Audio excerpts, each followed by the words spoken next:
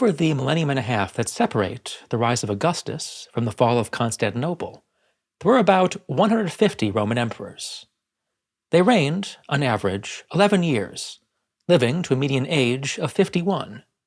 Not quite half met unnatural ends. Some emperors never received a formal burial. Vitellius, Elagabalus, and Petronius were flung into the Tiber.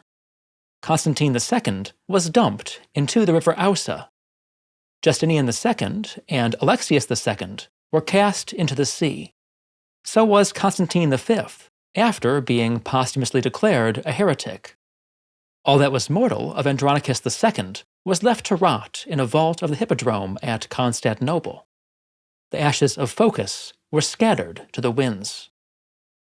The bodies of several emperors, likewise, were never recovered. Decius was lost in the mud of a Balkan swamp. Valens was incinerated in a farmhouse outside Adrianople.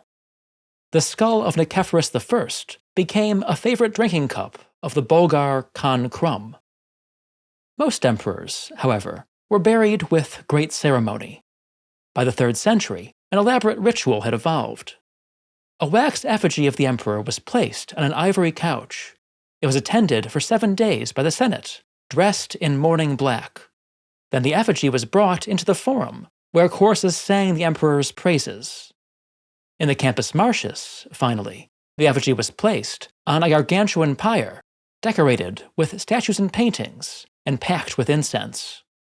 Troops of horsemen paraded around the pyre, as did chariots carrying likenesses of famous Romans. When the pyre was lit, an eagle was released from the top to symbolize the flight of the emperor's soul to heaven. Although Septimius Severus and most of his predecessors were cremated, inhumation was standard from the 3rd century onward. The body of Justinian was so well embalmed that the Crusaders, pillaging the emperor's sarcophagus more than 6 centuries after his death, found it almost perfectly preserved. The rest of this video will consider where the Roman emperors were buried, from Augustus in 14 AD to Constantine XI in 1453. I haven't been able to track down every emperor, but I've come pretty close. Buckle up. Augustus, the first emperor, designed his own mausoleum. It stood on the northern edge of Rome's Campus Martius, between the Tiber and the Via Flaminia. A vast circular structure with walls of travertine-faced concrete, it was crowned by a terraced roof planted with trees. A long passageway led to the burial chamber, where rows of niches held the cinerary urns of Augustus and his family. Tiberius was buried in the mausoleum of Augustus. So, presumably, was Claudius. A generation later, the ashes of Nerva were placed there. The less reputable Julio-Claudians were denied admission. Caligula was cremated and buried in the Lamian Gardens on the outskirts of Rome. Although his sisters later exhumed the remains, his ghost reportedly lingered there. Nero's ashes were placed in the tomb of the Domitii, his father's family, on the Pincian Hill. Galba was assassinated in the Forum, and his head was paraded around the city on a spear. After various adventures, head and body were reunited and buried in the former emperor's gardens near the Via Aurelia. Otho took his own life outside Bruxellum, modern Brescello, and was buried there. Vitellius, struck down near the Forum, was hauled to the Tiber with a meat hook. His wife, however, managed to fish the body from the river and bury it near Rome. The Flavian emperors, Vespasian, Titus, and Domitian, all ended up in the temple of the gens Flavia, which stood on the Quirinal Hill. Domitian himself was initially buried elsewhere. His faithful nurse, however, smuggled his ashes into the family temple. Trajan's ashes were interred at the base of his namesake column, a signal honor since the column stood inside the pomerium, the ritual boundary within which burials were normally forbidden. Hadrian built a grandiose mausoleum modeled on that of Augustus, but considerably more elaborate. Every part was sheathed in gleaming marble. Colossal statues stood guard on the roof. Centuries later, during Justinian's reconquest of Italy, they would be hurled down to break the siege ladders of the Goths. Inside the mausoleum, a circular ramp corkscrewed up to the chamber in which the emperors lay. All this was despoiled long ago, but visitors can still see the papal apartment built over the tomb chamber during the Renaissance, which features a bathroom with frescoes of questionable propriety. Antoninus Pius, Marcus Aurelius, Commodus, and Septimius Severus were buried in the mausoleum of Hadrian. So, eventually, was Caracalla. Severus Alexander was buried just outside Rome in the mausoleum now known as the Monte del Grano. The famous Portland vase in the British Museum may have contained his ashes. Gallienus was laid to rest in a mausoleum along the Via Appia. Aurelian was probably also buried at Rome, but the location of his tomb is unknown. A series of 3rd century emperors were buried far from Rome. Gordian III was buried at Zytha in Mesopotamia, Hostilian at Viminacium on the Danube frontier.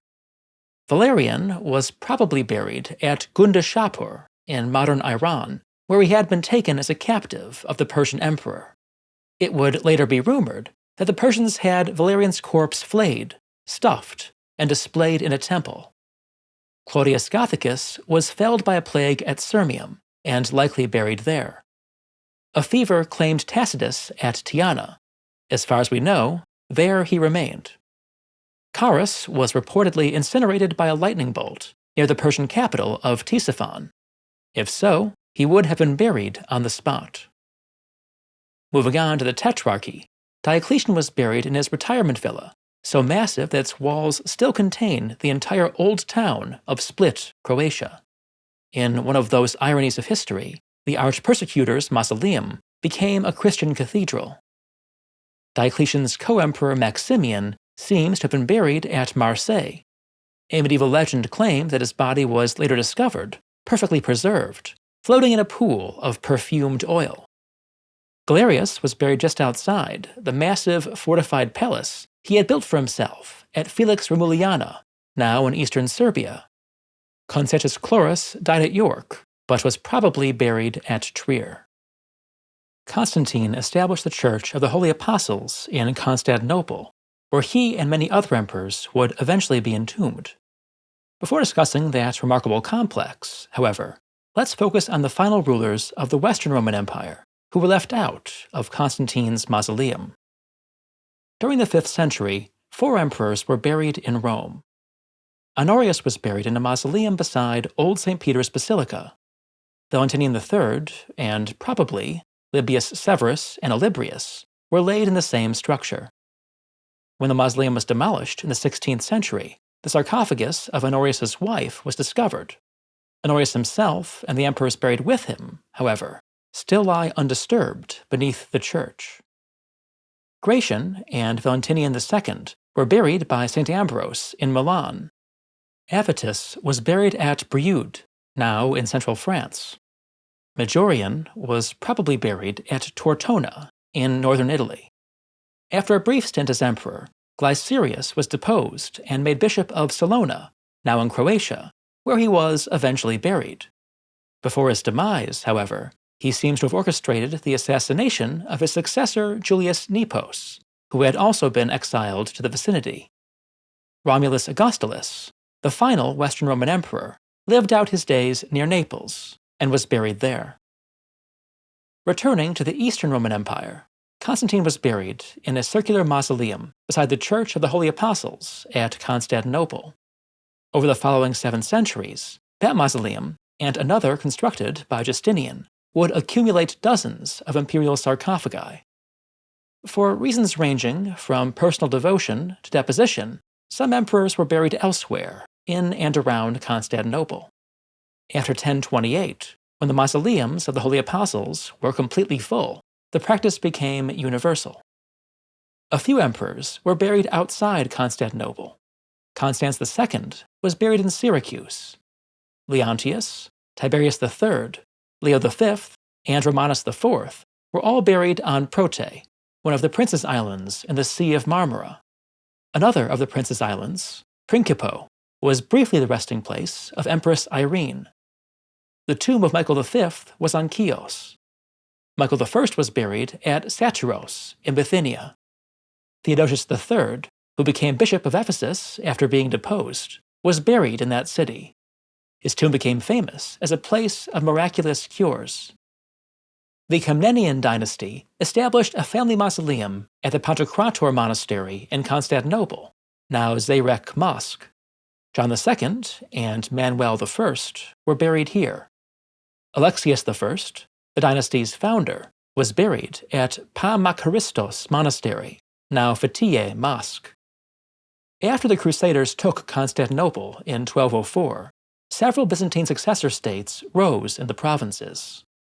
The most significant of these, the Empire of Nicaea, was founded by Theodore Lascaris, who was buried in the city he had chosen as his capital. His successors, John III and Theodore II, were buried in Magnesia ad Sipylum, and John IV, the last of the line, was buried on the Asian coast of the Sea of Marmara. Michael VIII, who retook Constantinople and founded the Palaiologan dynasty, was denied burial in the imperial city due to a religious controversy. His remains were interred at a monastery in Salimbria, Thrace. John VI, a later member of the dynasty, was buried at Mistras, near ancient Sparta. The rest of the Palaiologans were buried in Constantinople. Andronicus II, buried at the monastery of Constantine Lips, is the only Roman emperor whose remains have been discovered by archaeologists. Andronicus III and John V ended up at the monastery of Panagia Hodegatria, now on the grounds of Topkapi Palace. Andronicus IV, Manuel II, and John VIII were all interred near their Comnenian predecessors at the Pantocrator Monastery. Constantine XI, the last of the Roman emperors, died fighting beneath the walls of Constantinople. His body was never found. Looking at the map of all the burials discussed in this video, some clear patterns emerge. Unsurprisingly, most emperors were buried in Rome or Constantinople. Emperors were buried elsewhere either because they fell in battle, because they were exiled, or because they had established a capital in the provinces. To be buried in a place, after all, is to claim it. If you'd like to claim your place in my upcoming trips to Rome and Eastern Turkey, follow the links in the description. The Turkey trip includes an excursion in Istanbul, where we'll see the remains of several imperial tombs. You'll find the latest episode in my Roman Review series, which investigates the 1963 film Cleopatra, on Patreon, also linked below.